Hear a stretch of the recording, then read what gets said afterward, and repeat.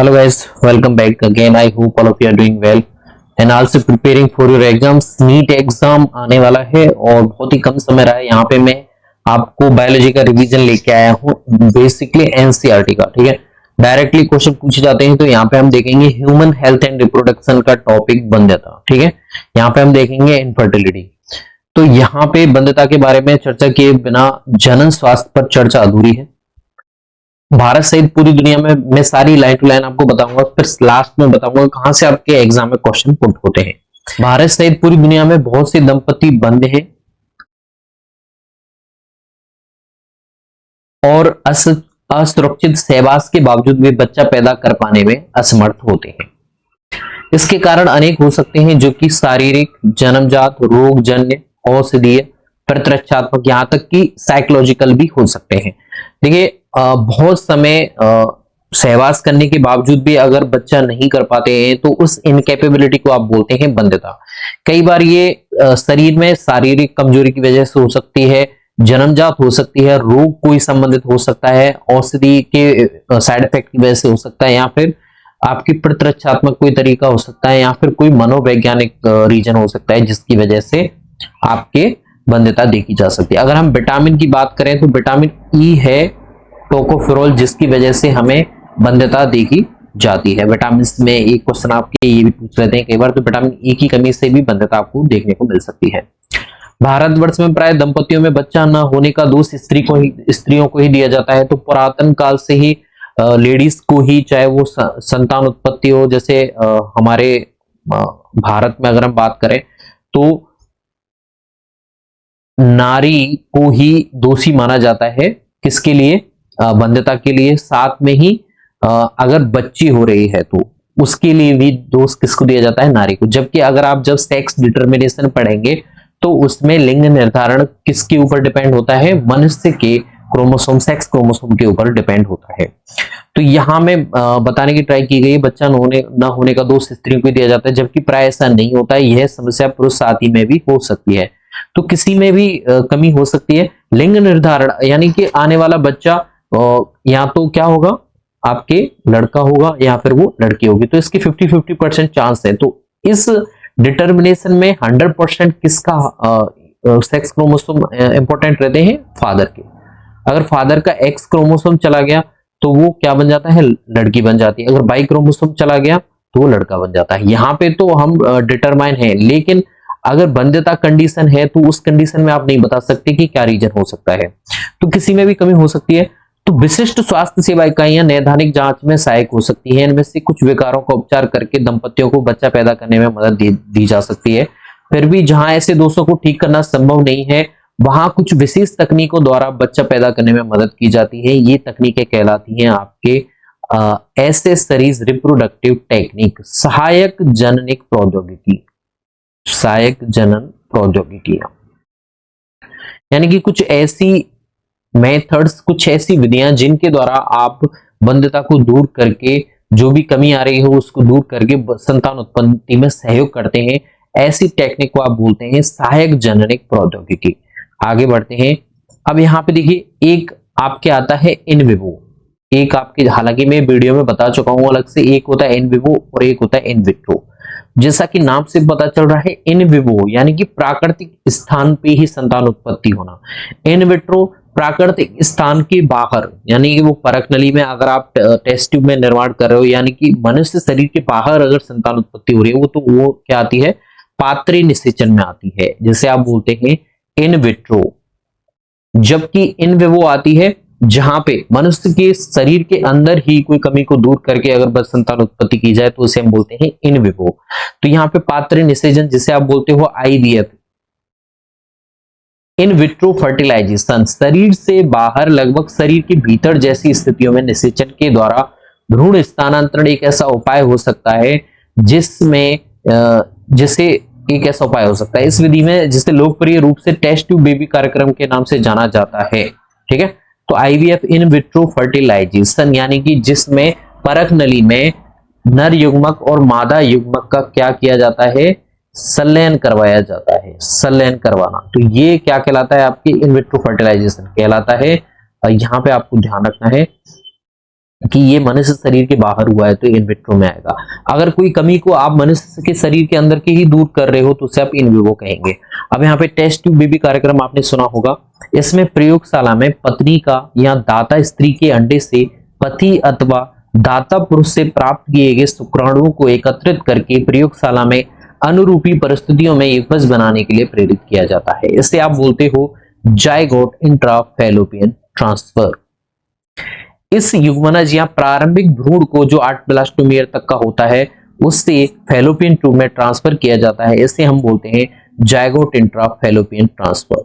तो इसमें हम क्या करेंगे, जो भी प्रयोगशाला में पत्नी का या फिर दाता स्त्री, अगर पत्नी में कोई कमी है तो दाता स्त्री के एग सेल ले लेंगे, पति अथवा दाता पुरुष से शुक्राणु ले लेंगे। पति का ले सकते हैं, अगर पति में कोई स्पर्म में कमी है तो वहां पे आप किसी डोनर से ले सकते हैं जिसका हेल्थी स्पर्म हो। उनको लेके आपको परख नली में क्या कराना है, फर्टिलाइजेशन करवाना है, प्लाज्मोगेमी करवानी है, फिर कैरियोगेमी होगी और आपके क्या बन जाएगा, मेल युग्मक और एक नर युग्मक मिलकर क्या बना देते हैं, जाइगोट 2n बना देते हैं।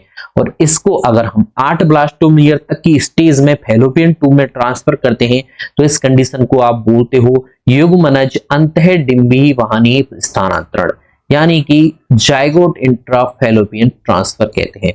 जो भ्रूण 8 ब्लास्टोमियर से अधिक का हो, अब इसमें 8 ब्लास्टोमियर से कम का होना चाहिए या फिर फिक्स 8 ब्लास्टोमियर का होना चाहिए। मान लीजिए 8 ब्लास्टोमियर से ज्यादा का भ्रूण अगर आप ट्रांसफर कर रहे हो तो उससे आप बोलोगे इंट्रायूटेराइन ट्रांसफर, यानी कि IUT, जिसे आप क्या बोलते हो, IUT बोलते हैं। ठीक है, तो जो भ्रूण 8 ब्लास्टोमियर तक का है, आपका जाइगोट है, उसमें डेवलपमेंट होगा, उसमें विभाजन होंगे। विभाजन होने के बाद अगर वो 8 ब्लास्टोमियर तक का है और उसे आपने ट्रांसफर कर दिया किसमें, स्त्री में, तो वहां पे उसे आप बोलोगे जाइगोट इंट्राफैलोपियन ट्रांसफर। अगर 8 ब्लास्टोमियर से ज्यादा का अगर आप जाइगोट लेके जाएंगे तो वो क्या कहलाएगा, इंट्रायूटेराइन ट्रांसफर। वो गर्भाशय में ट्रांसफर करोगे, आप किस में ट्रांसफर नहीं करोगे, फैलोपियन ट्यूब में ट्रांसफर नहीं किया जाएगा। ठीक है, ये आपको ध्यान रखना है, क्योंकि अब वो कंडीशन उसके लिए इनफेवरेबल रहेगी। वो गर्भाशय में जाके इंप्लांट होना जरूरी है।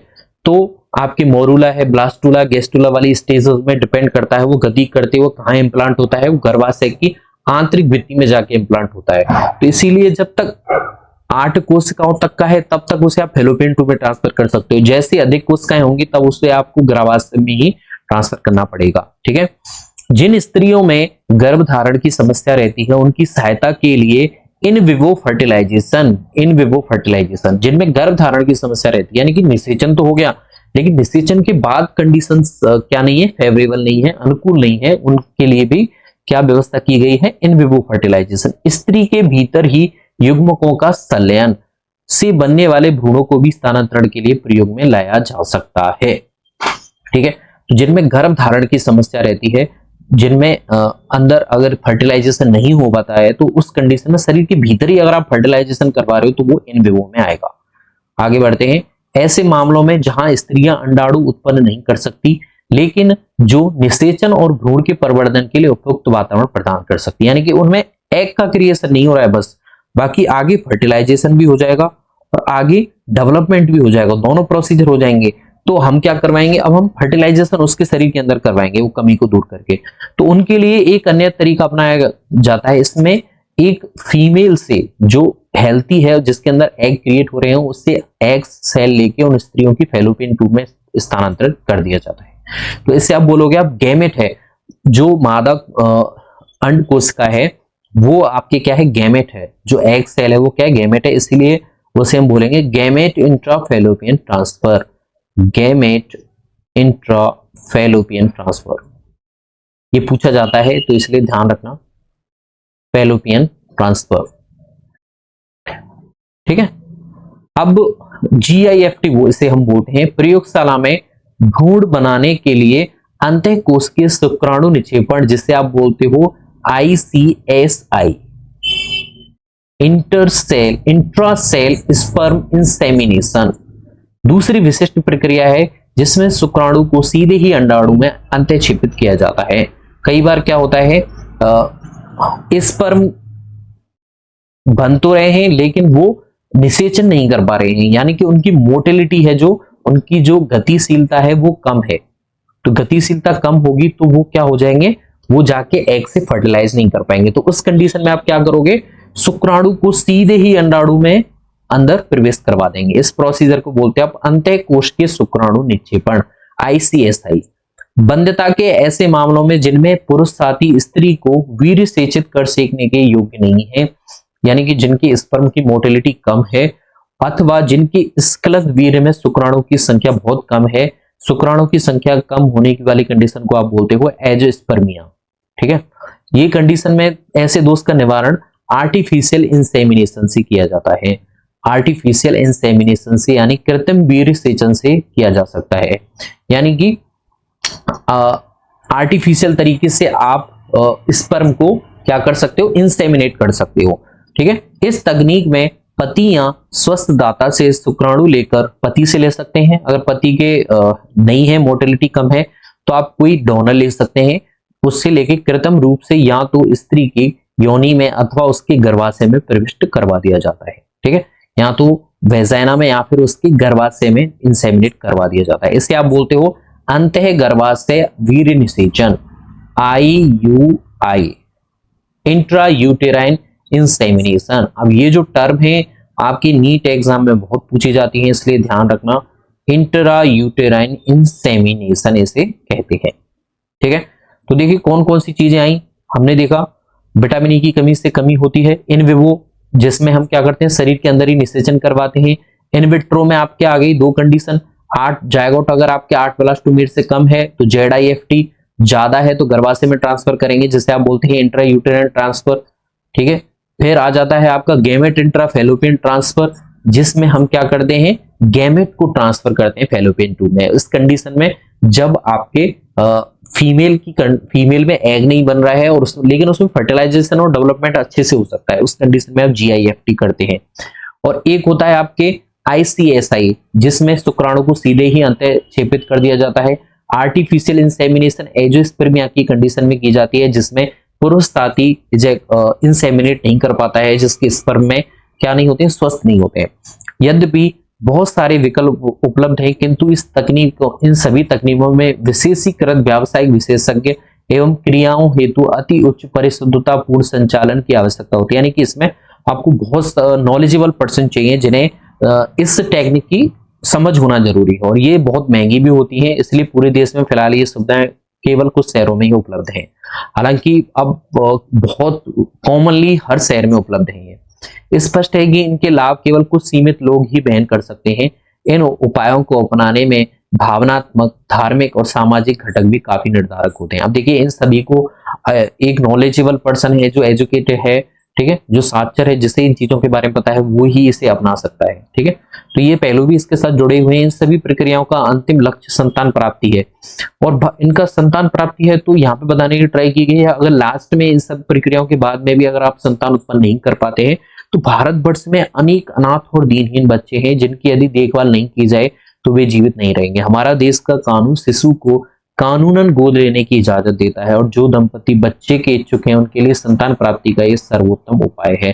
तो यहाँ पे लास्ट में ये भी बताने की ट्राई की गई है, जब आपके पास में ये कंडीशन भी फेल हो जाती है तो हमारे कानून में ये व्यवस्था की गई है कि वो गोद ले सकते हैं बच्चों को। कई सारे अनाथ बच्चे हैं, दीन बच्चे हैं, बहुत गरीब बच्चे हैं, तो उनको लेके आप संतान प्राप्ति का सुख प्राप्त कर सकते हैं। तो ये आपकी हो जाती है बंध्यता, जिससे आप दूर कर सकते हो असिस्ट रिप्रोडक्टिव टेक्नोलॉजी। ठीक है, एसेसरीज रिप्रोडक्टिव टेक्नोलॉजी, जिसे आप सहायक प्रौद्योगिकी, निषेचन प्रौद्योगिकी भी बोलते हैं। गाइस ये मैंने बताने की ट्राई की है आपको बंध्यता के बारे में। तो ये है आपका ह्यूमन हेल्थ एंड रिप्रोडक्शन। आगे मैं इसी तरह से आपके एनसीईआरटी को कवर करवाता रहूंगा। धन्यवाद, मिलता हूं नई वीडियो में नई किसी दूसरे टॉपिक के साथ।